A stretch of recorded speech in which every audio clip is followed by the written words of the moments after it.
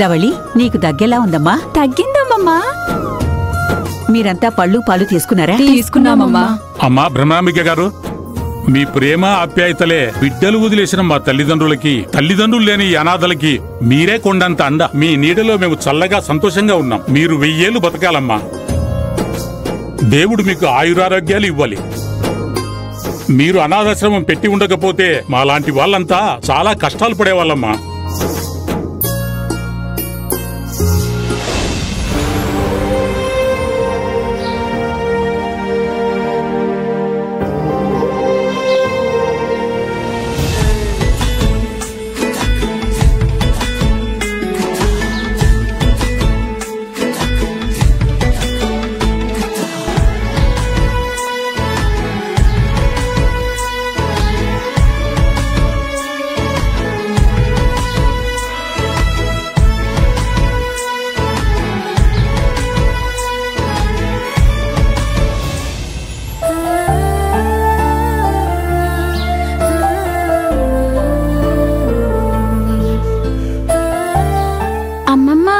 ఏంటమ్మా? నా పుట్టినరోజుకి నువ్వు డబ్బులు ఇచ్చావు కదా, అవి ఇవ్వమ్మమ్మా. ఎందుకమ్మా? ఇవ్వమ్మమ్మా, చెప్తా.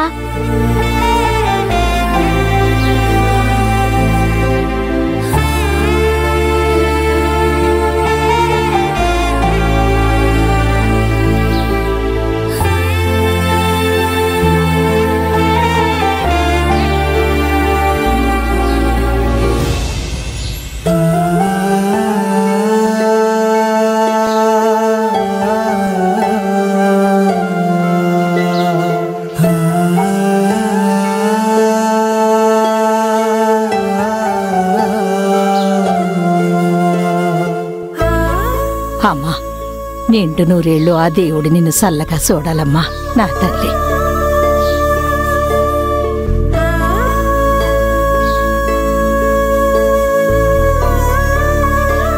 అంత డబ్బు ఎందుకిచ్చావు తల్లి?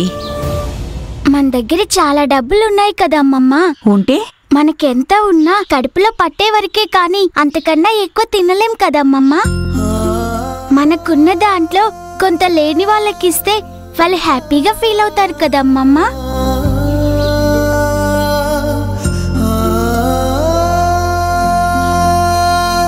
వాళ్ళకి కావలసినవి కార్లు, పెద్ద ఇల్లు కాదమ్మమ్మా. తినడానికి కొంచెం అన్నం, ఉండటానికి చిన్న ప్లేస్, అంతే కదా.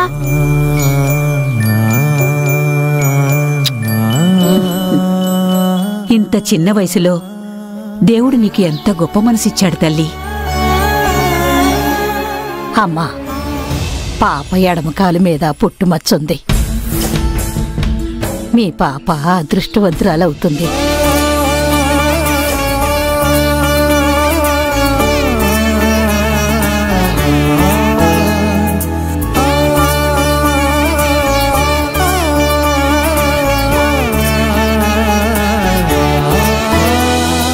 మీ ఆశయాలు సాధించే, మీ పేరు నిలబెట్టే యువరాణి అవుతుందమ్మా.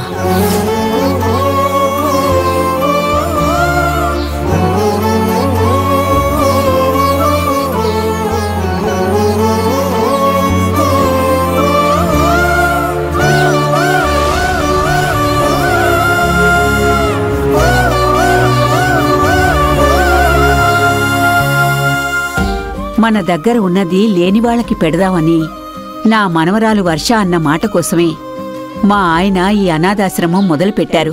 మా మనవరాలు వర్ష పేరు మీదే మా ఆయన ఆస్తంతా రాశారు.